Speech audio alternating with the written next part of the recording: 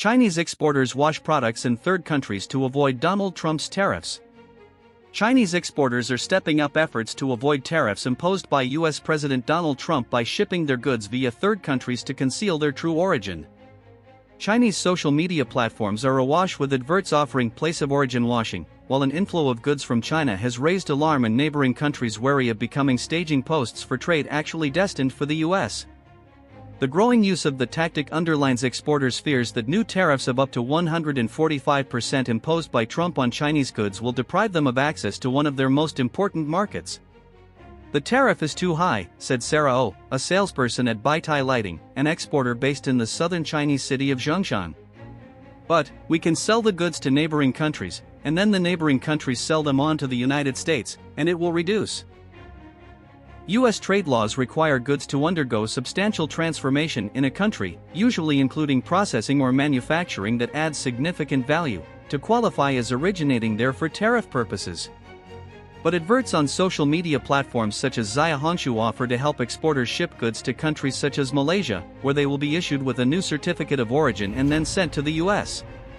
The U.S. has imposed tariffs on Chinese products?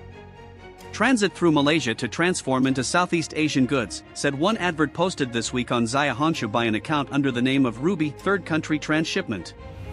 The U.S. has set limits on Chinese wooden flooring and tableware?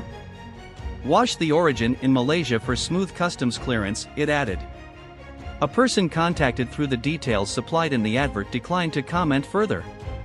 South Korea's customs agency said last month that it found foreign products worth 129.5 BN, $21 million.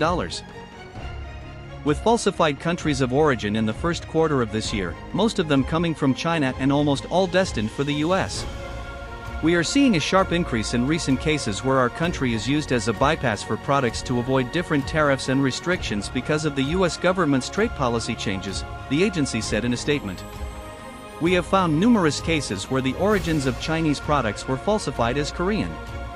Vietnam's Industry and Trade Ministry last month called on local trade associations, exporters and manufacturers to strengthen checks on origins of raw materials and input goods and to prevent the issuing of counterfeit certificates. Thailand's Foreign Trade Department also last month unveiled measures to tighten origin checks on products bound for the U.S. in order to prevent tariff evasion. Oh of Baitai said that, like many Chinese manufacturers, the company shipped goods as free on board, under which buyers took liability for products once they left their departure port, reducing the legal risk for the exporter. Customers only need to find ports in Guangzhou or Shenzhen, and as long as the goods go there, we have completed our mission. "After that, it's none of our business," she said. Salespeople at two logistics companies said they could ship goods to Port Klang in Malaysia, from where they would move items into local containers and change their tags and packaging. The companies had connections with factories in Malaysia that could help issue certificates of origin, said the salespeople, who declined to be named. "The U.S. must know of it," said one. "It cannot get too crazy, so we are controlling the amount of orders we take."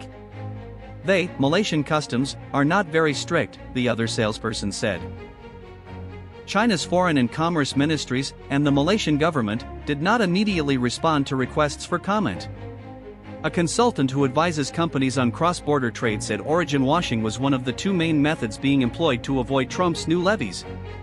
The other was mixing high-cost items with cheaper goods, so exporters could falsely claim a lower overall cost of shipments, the consultant said.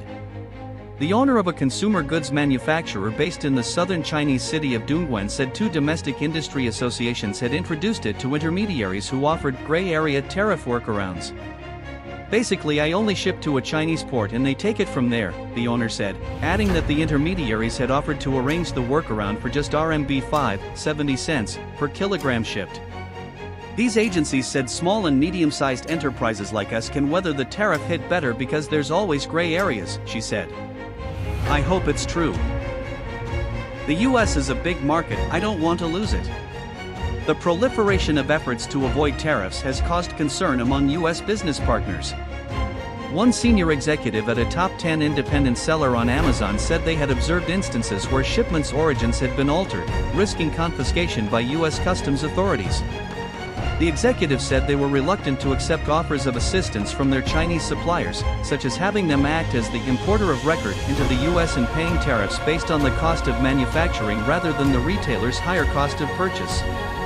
The executive said they worried that a supplier might report a false value.